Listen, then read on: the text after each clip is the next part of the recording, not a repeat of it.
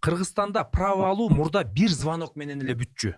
Азыр заман өзгөрүп, право алуу роскошко айланды. Мисалы мурда ыргылжың болуп зорго Б категориясын 2,5 ай окусаң, азыр элестет почти 10 ай окуйсуң.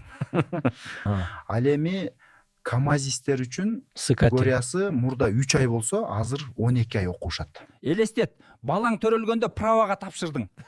Бала басып калганда сен дагы эле экзаменди күтүп жүрөсүң.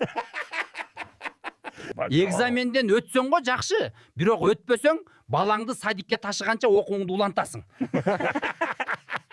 Окусаң, летчикке окуш үчүн 1,5 ай эле жетиштүү экен. Ал асманда учат. Бирок жерди айдаш үчүн 10 ай окуйсуң. Логика кайда? Жинди, асманда движение аз да. Жерде болсо кыймыл көп. Жолдо жаллаң мен кыйынмын дегендер айдайт. Самолетто 2 кнопка, 1 багыт, сен аны Бишкектин пробкаларына салыштырба.